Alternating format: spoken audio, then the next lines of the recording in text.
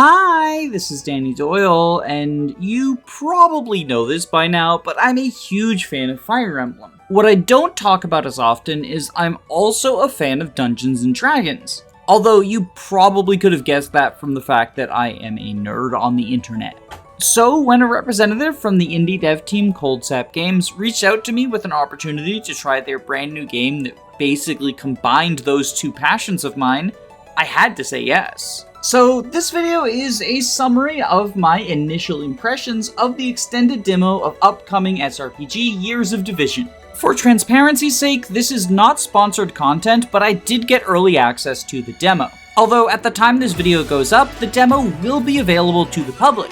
So go ahead and check it out and maybe even wishlist the game if you like what you see. There is a link in this video's description if you are interested. Without further ado, let's dive in. The first big mechanic that Years of Division chooses to introduce to the player is, in my opinion, one of its coolest. The Haste and Reflexes System. Instead of characters having a singular stat that represents their speed value, they have two, Haste and Reflexes, hence the name of the system. Haste represents your speed value when initiating attacks, and Reflexes represents your speed value when defending. So on player phase, your unit's haste will be compared to the enemy's reflexes. And on enemy phase, the enemy's haste will be compared to your unit's reflexes. And whoever has the higher value gets to go first. Going first is obviously good for units who want to kill without facing a counterattack, but it comes with the added benefit of being guaranteed to hit on your first attack, regardless of your accuracy or the enemy's evasiveness. Not only that, but having extra high haste or reflexes is beneficial in another way. But for that, I'm going to have to explain the combat system. In each round of combat, both units are able to perform two actions.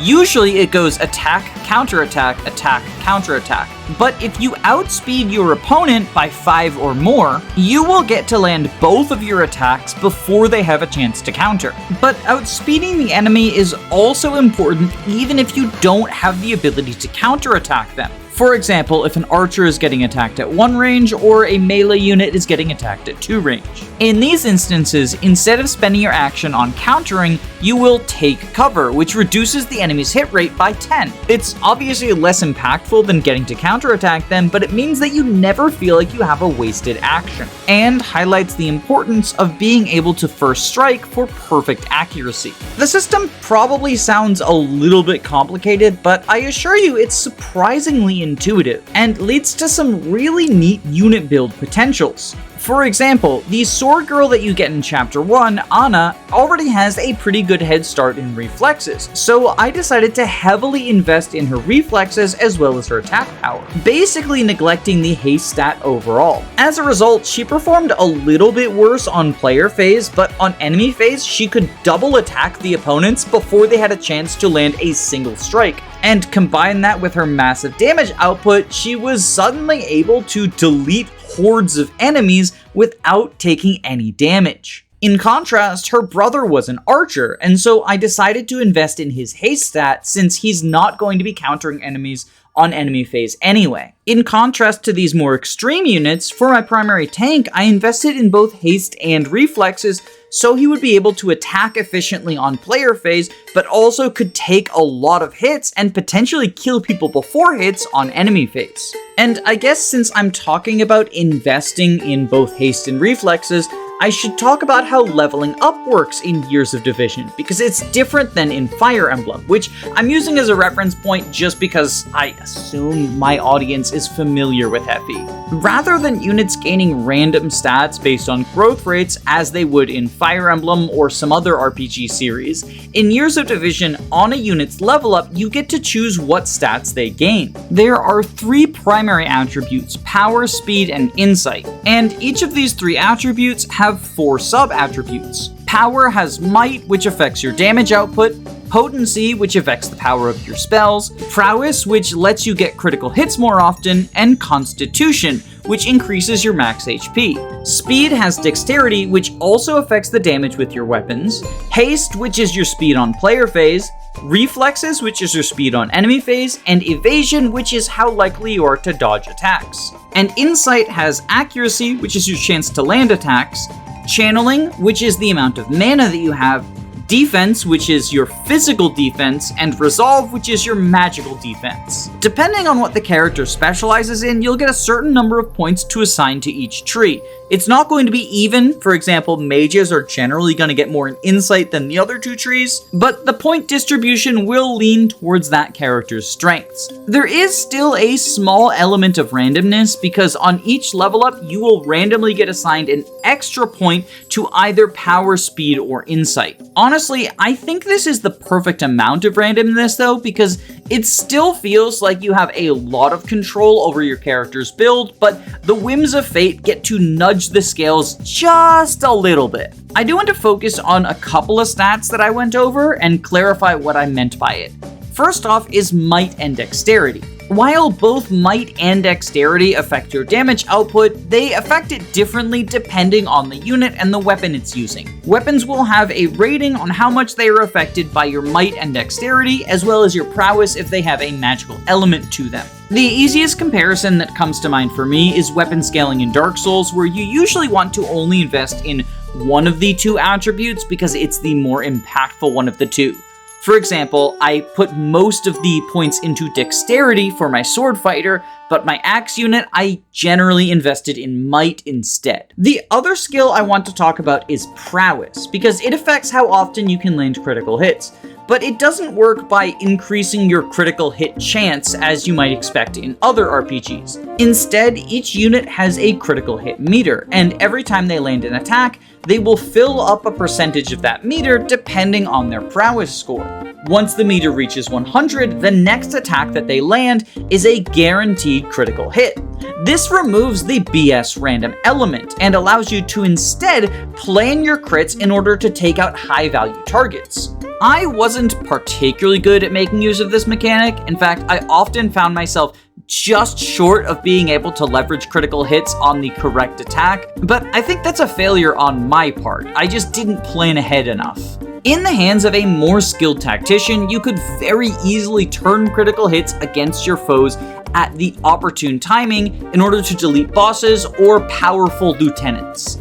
I'm a really big fan of this change because I think the less randomness there is in a tactics game, the better. You don't want to have the perfect plan foiled just due to the fact that the enemy lands a 5% chance to deal triple damage. In fact, I felt that the combat had the perfect amount of randomness. Hit rates were still random, although you could often get around this through the first strike system, and level ups had a dash of randomness to them, but still allowed you to plan out your build appropriately. But of course, building your units is only half of the equation. Let's talk about how things play out on the battlefield, because there are some cool stuff there too. I think it's safe to say that most of the decisions you make on the battlefield in an SRPG are about positioning and what actions you're going to take. I'll start with positioning, because in contrast to Fire Emblem, in Years of Division, it's about more than just how many enemies can attack you, or what terrain you're standing on, because this game adds something that I have wanted in my SRPGs for years, and that is a flanking system. Basically, if you have two characters on either side of an opponent, then you will gain a massive bonus to your haste and accuracy, allowing you to more frequently kill enemies before they have a chance to attack you. And setting up flanking is easier than you might expect due to the way that actions work in this game. Instead of each unit being able to move and take a single action on their turn, you have 10 AP, and this AP will be consumed either by moving or by performing certain actions. Most standard actions take 4 AP, and each non-terrain square that you move through costs 1 AP, so generally you can move 6 squares and attack. Although if you're moving through terrain that costs 2 or even 4 AP, it's going to be less squares than that. Alternatively, if you don't need the unit in question to land any attacks, you can just move the full 10 AP in what I describe as sprinting. This can help if you're rushing towards objectives, or if you just want to catch up with someone who fell behind due to the way the combat laid out. But for the purposes of flanking, there is a third common action that you can make use of, and that is stand by. Standby costs 1 AP, but it allows you to pause briefly on a square of the grid while still being able to move afterwards at a later time. So if you want to set up flanking, you can have a unit move into a flanking position and stand by, carry out the flanking attack, and then take the unit who stood by and move them the remainder of their move. In addition to attacking or standing by, there are other actions you can take on your turn. Everyone has the ability to focus, which is a self-heal that consumes some mana. And several of your characters will have specific abilities they can use actively, such as the warrior Yova possessing Crush, a more powerful but less accurate attack. Of course, the units with the greatest number of possible actions are the various mages you get, and I really like the way that magic works in this game. One of my biggest mechanical complaints about Fire Emblem as a series is that magic just feels so boring. It's just another weapon type. The only special thing is it hits on a different defensive stat. In Years of Division, magic is incredibly powerful and unique. Throughout my time playing the demo, I got my hands on 3 different mages. One was a cleric, one was a warlock, and one was a druid. These 3 mages functioned not only quite differently from my physical units, but also very differently from each other. As you might expect, the cleric had the ability to heal adjacent allies, but they could also use the Smite spell, which was a long-range spell that could only target full HP enemies. The trade-off for this restriction is that you could hit people up to 5 squares away, outranging even bows. Of course, if he was ever attacked in combat, he was virtually defenseless because he didn't have any weapons he could use on his own. In contrast, the Warlock could deal damage with a 2-range locked weapon, although I thought his biggest appeal was the ability to debuff enemies, either to make a high-value target easier to kill, or to completely neuter a weaker enemy so that I can leave them alone and focus on the others. And, much like with the Cleric's Smite skill, he could launch these debuffs from halfway across the map. The Druid technically also had an attacking spell, but this was mostly used for its secondary effect, because anyone hit by the Druid's attacking spell would be frozen in place for a turn. And the rest of my Druid's toolkit really focused around utility. She could refresh units who had already spent their turn, giving them back some amount of AP depending on how much mana she spent. And I don't think I need to tell my audience how powerful that is in an SRPG, but her utility wasn't limited to refreshing units. Instead, she could also terraform the earth and create forests that I could take advantage of. And honestly, that is just so cool to me. I love the idea of just plopping down terrain in advantageous positions for my units. Especially because terrain in Years of Division is very strong. Each of the primary terrain types has 2 effects. It'll protect you from one damage type and bolster another damage type. And while this might sound like a lot to keep track of, it's actually very intuitive. For example, if you are standing in a fortress, you take less damage and have more void against melee attacks. And I can tell you from my time playing Age of Empires as a kid that yes, sword units are actually very bad against fortresses. However, if you use a ranged attack while standing in a fortress, you get a damage boost and a hit rate boost, which calls to mind the idea of archers standing atop the high ground and taking advantage of it. Forests give you some amount of protection from magic attacks because they dampen the magical powers, but they also bolster your melee attacks because you are doing guerrilla fighting. And standing on mountains will protect you from ranged attacks because archers can't fire that high. But they also bolster your magical power because in the world of Years of Division, magic comes from the sky. That's also why the trees reduce its damage. This system, much like with flanking, further emphasizes positional importance and makes it so that the exact tile you land on, or the tile you plant seeds of a forest in, is very important. What can I say? I like it when new mechanics add depth and, well, strategy to an SRPG. That is what the S stands for after all. Before we finish up, I do want to go on a lightning round of other features that I can't find good segues for. The first is the art style, and oh my gosh, I love this art style. Just look at it on screen. The sprites are so expressive, and in a world full of ugly 3D models, I am a sucker for well-crafted sprites. This game very much delivers. both in the standard sprites, the combat animations, and the extremely hype critical hits. I have been calling for both Pokemon and Fire Emblem to return to the realm of 2D, and unfortunately Nintendo doesn't seem to listen to me, but fortunately, indie developers are constantly showing why 2D sprites are better, and Years of Division is no exception to this rule. In fact, I would say it is a perfect example of what I love in 2D sprites. Obviously, that is a very subjective point, but throughout my first playthrough, I kept commenting on the artwork because it just kept blowing me away. By the way, if you want to watch that first playthrough and my reactions to it, there is a link to an unlisted video of my playing the first 6 chapters. On that topic, I thought the map design and tutorialization was very good. It didn't overstay its welcome, but it placed a proper emphasis on all of the new mechanics and made it so that I felt like I had a grasp of everything going on. Throughout my time playing the game, there was a steady escalation in challenge, including some additional side objectives that make me look forward to the full product. Full disclosure, I haven't beaten the demo yet, both because I'm bad at video games and because I actually had a lot of real life stuff come up and I wanted to get this out in time for the embargo. I got to the 6th map, which is a complicated defense map, but I lost 4 attempts in a row, and then we had a bunch of house stuff come up that distracted me from all of my gaming. Okay, that's actually no longer accurate. I was procrastinating the editing of this video and decided to play video games for fun, and wouldn't you know it, Years of Division is fun, so I just played the last 2 maps of the demo. That being said, the promotions are not in the demo, it just caps off at 10, so what I'm going to say in the next segment is still accurate. I haven't seen any of the promotions yet.